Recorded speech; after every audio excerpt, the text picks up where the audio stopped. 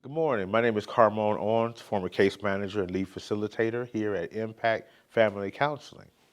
My name is Lindsey. I'm the intake coordinator here at Impact Family Counseling. Today we're going to be talking about a very, very touchy subject which causes lots of emotions, lots of opinions, called discipline. And it's a touchy subject because the rules have changed so much on what you can and can't do without consequences. You can do whatever you want to do as a parent. But a lot of stuff that was done in our childhood, which was normal in our childhood, will bring you a lot of problems today. And without talking about the politics or the morals of it, just the reality of it, a lot of times it's a thin line between discipline and punishment and abuse. And what we mean is not always how it's received by other people in authority. So we're just gonna have just a basic good conversation about discipline. Now, in our textbook that we use when we do parenting classes, discipline is defined as to teach, to train, or to guide. And the Latin word where we get discipline from is where the word disciple comes from. So if you look at how Jesus had 12 disciples and he taught and trained them and guided them, that's the intention for discipline, is to teach, to train, or to guide. Not to punish and to beat, but to teach the child something. And one of the biggest problems we have is a lot of times the child is punished, but they don't know why. They don't know what they're supposed to learn from it. Now, each of us have our own experiences. So, as we kick it off, Lindsay, can you remember a memorable moment when you got disciplined or punished when you were little? Yes, I have quite a few because I was very hard-headed. The one that comes to mind is I was raised by a single mother. My dad was involved, but we were raised in my mom's house. My mom had three girls, all 5 years apart. I'm the middle daughter. And one time we got in trouble, and I don't know if it was over the chores not being done or something she told us to do and we didn't do or something of that nature, but I just remember that she used the belt and she went to whip me, and I just remember like squirming all over the place, and she got down and was on the floor and was with me squirming all over the place, and it now going through what I've gone through, from that experience, it made me have a fear of her and a resentment. And only, and it's sad that it took this long, it's sad it took all this stuff, but only until I went through having children and I went through what it was like to be so frazzled as a single parent and to have these children that, you're trying to do your best, but you're not taking care of what's wrong with you. You're not seeing about yourself. You're not doing self-care. So it's just you're overloaded and absolutely frazzled, like a piece of yarn that you just do like this, and it's just all over the place. And only when I got older did I realize that a lot of the times whenever she would talk really, her tone would be harsh, or she would talk really harsh to us, we took it so personally, but it was just her being overloaded and exhausted as a single mother. I know now to take things for what they are. She had good intentions, but like you said, it's like you just don't really know why is it that big of a deal, and kids don't know what that parent's going through and why it's, you have to have a really healthy and be really grounded in yourself and who you are, I believe, to be able to discipline and do it with in a physical nature, to do it in a healthy way, to where it's, afterwards they understood what they did and there's love afterwards and all of those things. Yeah, I didn't grow up in the South. I'm from Detroit. And my first time coming down south, I found out what a switch was. I had heard about the switch and all of this. So my grandmother had called me, and I said, "What?" And she said, "What?" And I didn't even catch it by her tone of voice. Should have known something was wrong. But then she called me by my first, middle, and my last name, which I didn't know what that meant because nobody had ever called me by my whole name before. So I said, "What?" Because I didn't want anybody to know my middle name.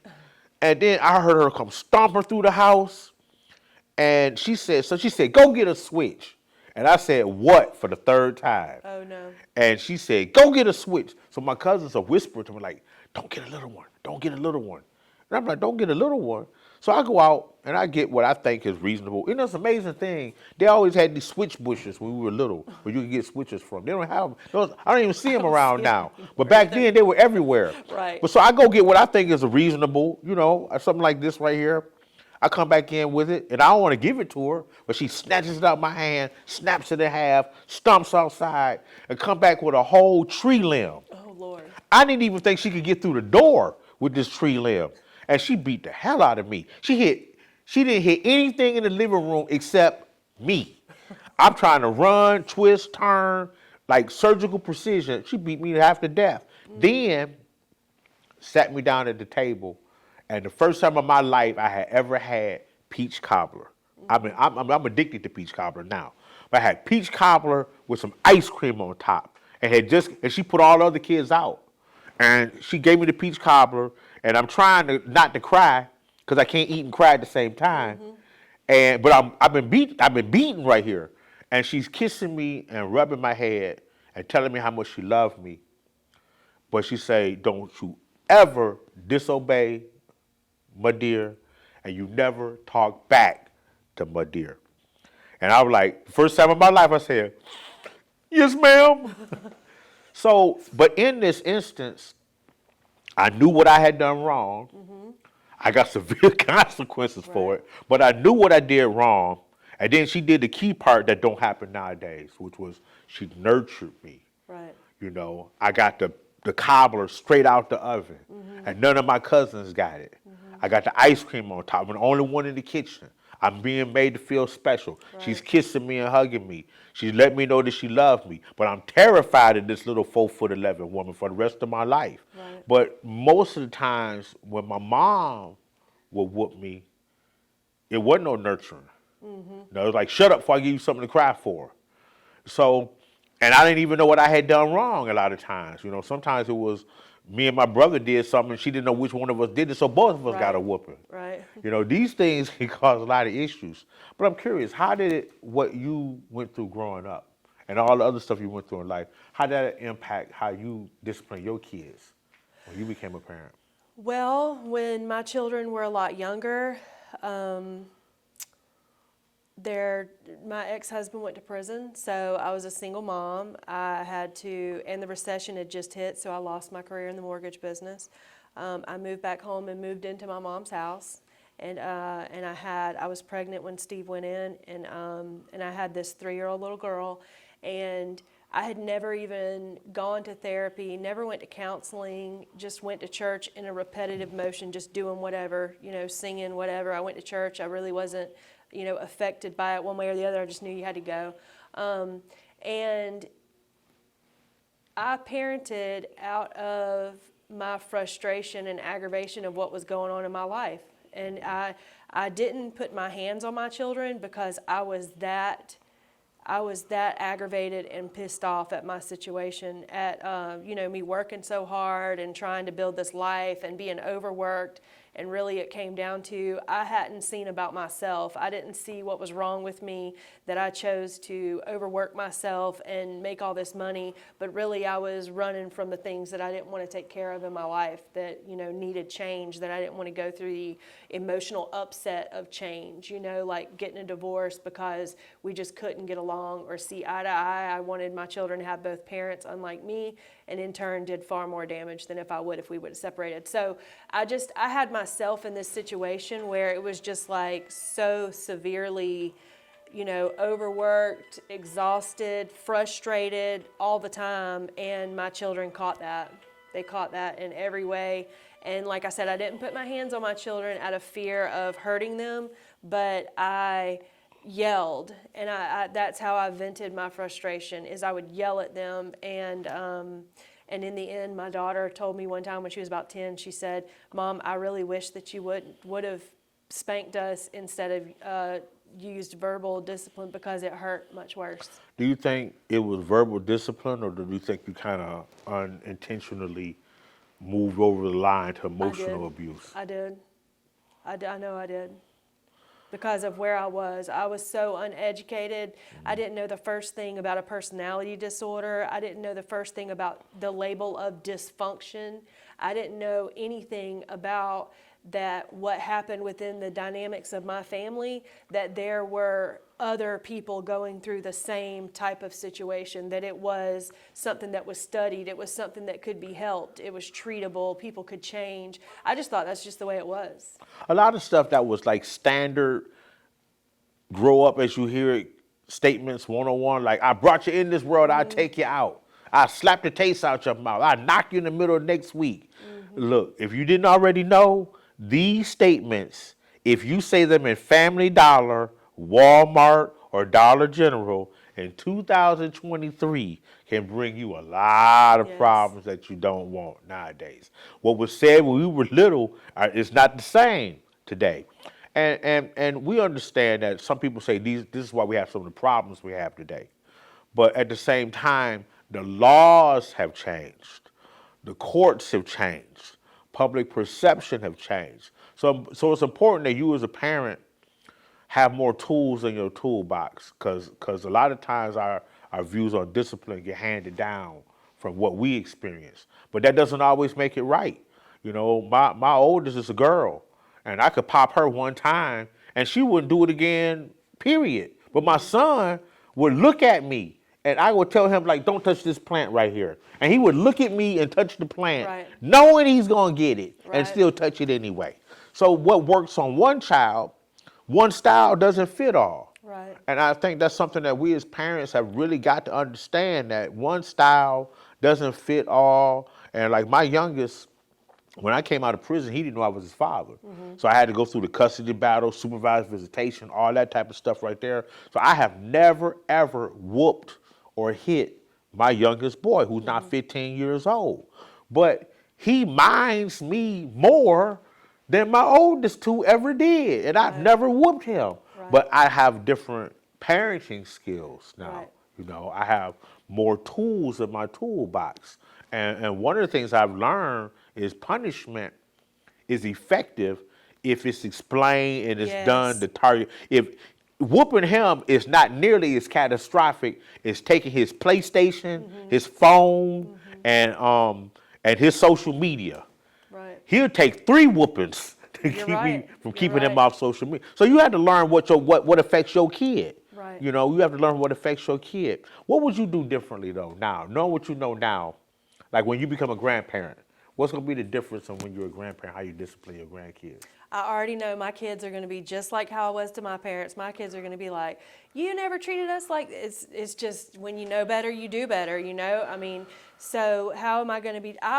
My kids are 14 and 18, and I already, most of you know, I've had a major life change in the last few years, and the same type of support and love and, you know, like you said, educating yourself, being around people who are supportive and they love you unconditionally, and when you do something wrong, they explain to you why you don't need to do that and what effect it has on me. And, you know, it just makes a huge difference. So I show my kids the same stuff that others show me that makes me feel good. And I trickle it over onto my children to where, you know, they feel like they're heard, you know, and I try to say, my son, for instance, he has really bad ADHD, has a problem sitting still, a problem paying attention for time spans, and of course he's having a problem in school. He's super smart, and I believe that all kids are super smart, and they all just have different learning.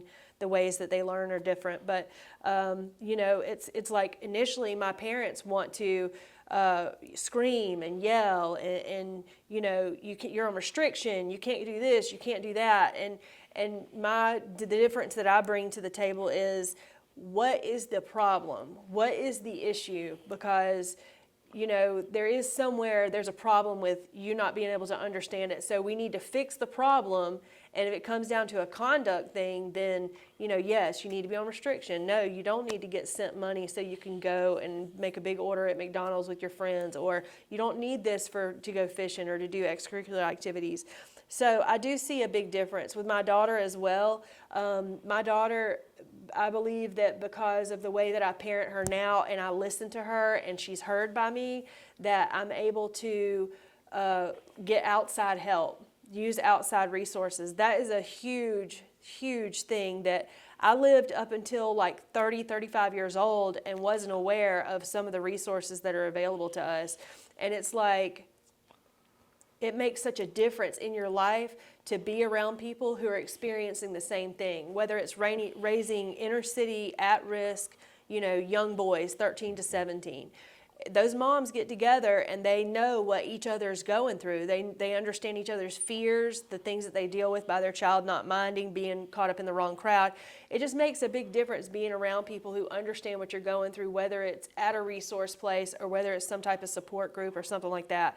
So that's the difference that I do is I make sure that my children are heard, and that my daughter, even now, if you make that decision and you choose not to go to school and you can't walk for graduation, that's a consequence you have to pay. I mean, I can yell at you all day long. I can talk to you and say things that, because it makes me mad. But ultimately, that's just, you're at that age where you have to suffer the consequences, whatever they may be.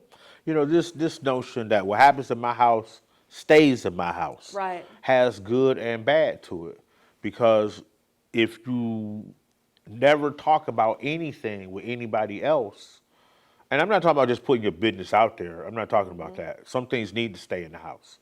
But there's some other things that we're not the only ones going through it. Right. And when you find out you're not the only ones going through it. I was at a meeting yesterday of black men who are fathers. And we were talking about, what are the challenges you're having in 2023 as a father, raising a young black man in today's society with everything that's going on. And I brought up the Tyree video in Memphis. Right. And I had to go see my son immediately because his mother lets him drive. He's 15. He's got his little learner's permit, but they let him drive by himself. And this spooked me as a father because I'm like, okay, if he gets pulled over Right. by two of the wrong police, You're right. he don't know what to do because she's not disciplining him the way I would discipline him. Right. And that's a real issue that we have as parents. When you got a co-parent, the way they co-parent is different from how you co-parent. What they let them get away with is different from what you let them get away with. But the kid is stuck in the middle. Definitely. And it's not their fault, but they'll play both ends against the middle if you're not Yes. careful. So I had to remember in my mind, okay, he hasn't been taught this, and this, and it's my job as a father not always to just discipline him, but to make sure that he knows what this other young man didn't get taught. Right. And what wasn't explained to him. Right. And I was emotional about it because I had a flashback, an imagination. What if my son got pulled over and I never taught him what to do with the police? Right. Go ahead and lay down. Go ahead and let them handcuff you. Let them arrest you. Yes. Don't be arguing with these folks, none of that. I'm coming to get you. As soon as I know where you at, but you'll survive That's right. the encounter. That's right. So to teach my son that, and some of the other guys in the room were talking about some of the stuff they've had to teach their sons that we didn't get taught. And I think that's the biggest thing right there as a parent. We can't always be focused on the punishment part. Right. Like, you about to get your whoop for this. From a standpoint of what made you do this? What am I going to do to keep you from doing this again? Right. What do I want you to do differently the next time you're in this situation? And sometimes as a parent, you have to take a time out. Because if you go in there while you upset and angry and whatnot, it's not going to be discipline. It's going to be punishment. You're right. It's going to be abuse. And because we got abused, and I got abused, it wasn't, I got whooped every which way with whatever else, extension cords, ironing cords, belts, all that, shoes, pictures, whatever was close. I'm so glad my mother didn't have an iPhone when I was little. She'd have hit me with the iPhone and then whooped me because she broke the phone. So I'm happy. But I understand my mother only had the tools that came from my dear. That's right. My dear only had the tools that came from my great-grandmother.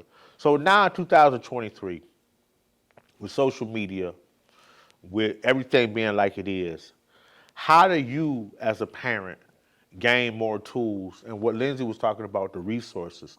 There's a lot of stuff out here to help you as a parent that you don't even know is out here. Now, I'm not even talking about the support groups. There's places you can get clothes, places you can get food, places you can get assistance with your bills, and all this other stuff that's stressing you all. But we're not connected to the stuff that's stressing us, that's causing us to take stuff out on our kids. Um, as we get ready to wrap up, what advice would you give a new mother, somebody who's like maybe 20 something years old or whatever, and maybe on their first or their second kid? What would you say? What advice would you give when they ask you about disciplining a 5 or 6 year old? The advice I would give would be, like you just said, it would be to, before you get ready to discipline, if you have your emotions entangled too much up, like if it's got you upset or mad or aggravated, is to take a few minutes, because it doesn't have to be done immediately right away. You don't need to use that opportunity as a way to vent your frustration. So you have to think about and get yourself a plan of what your plan is to discipline, and stick to that consistently. And it'll work in your favor as well as the child. And also self-care. You have to have a break. You have to have a support network. You have to take care of your own mental and emotional health, because when you neglect that as a mother, it was ingrained in our heads that we have to take care of everyone else and leave ourself came last. And then that made us to where we were a real watered down version of ourselves. So you have to take care of yourself, definitely. And that way it seems selfish, and you love your child so much, but I'm telling you, once I started taking care of myself, it was so much more beneficial to my child than whenever I neglected myself and put my child first. That's good stuff. That's good stuff. As a man, particularly as a black man, I would say, brothers, sometimes we have to realize that we didn't have a role model as a father. I didn't have a template really to draw on because I didn't have a father. So I tried a lot of stuff, um, um, trial and error. And that's not the best thing for a child. Right. You know, my oldest got treated way differently than my youngest did. But it's important to remember that birds of a feather flock together. And when I first thought about that, it bothered the hell out of me, because I wanted to be a good father. But when I sat down and thought about, okay, who do I know that I would actually classify as being a good father? And I started thinking about who was in my circle that was really a good father. And it bothered me at that time, because I was a young father at that time, and I didn't really know other dudes who were good fathers. So how do you get connected to other good fathers? Because there is no reinventing the wheel. You're not the first one going through whatever you're going through. There's other men who have been there, done that, and if you were connected with them, you would have a lot of help. You would have a lot of good advice. You'd have a lot of good stuff and other tools to handle what they went through 3 times already, but it's your Right. first time going through it. Right. So I would urge you fellas to get involved around other men that you Yes. respect as being good fathers, and be able to chop it up with them and bounce some things off them, and don't try to reinvent the wheel and learn the hard way, because there isn't anything new really about parenting going on. Somebody's been through it already, but especially when you got people who have more than 2, 3 kids. Right. Especially because it's easy to do one thing with your oldest child, but then your other one come along, it's a whole different ball game. What worked on this one don't even work on that one. Right. So you need help. Definitely. As a parent, you need help. Discipline is one of those things where the more help you have, the better you'll be to help your child. That's right. And we look forward to the next episode of this conversation, because discipline changes as your child gets older. You know, my oldest is not a child. She's grown, but she still calls me for dealing with her supervisor, for dealing with her coworkers, and she still makes mistakes. And I have to discipline her. You should not have said this in the break room. That should have been said in the car with the windows rolled up. But I'm teaching, training, and guiding her on a new level. And as a parent, it never stops. It just goes to different levels. Right. It just goes to different levels. So we enjoyed this session with you, my colleague Lindsey and I. Hope it gave you all some ideas about discipline. I hope it gave you some ideas about being careful about crossing the line unintentionally Yes. and going into emotional abuse. because this stuff is real and it's easy to do, but it's hard to heal. Yes. I'm gonna say it again. It's easy to do, but it's hard to heal. And the last thing I want to say is a child is like a blank page. So you got to be real careful what you write on that page, because some stuff can never be erased. And you can mean to take it back, but once it's on there, it's on there. So you got to be very careful because it's going to affect them for a long time. So knowing what you know now, and if you think about what you would have wanted different in your life as a child, can you take this strategy? Become the parent that you never had and wanted. Or become the parent that you did have and you loved. Incorporate these qualities. What you loved about your parents, be that. What you wanted to be different about your parents, do that for your children. And then we share with that right there. I'm Carmone Owens, and this is Lindsey Ryals. Impact Family Counseling. You all have a great day.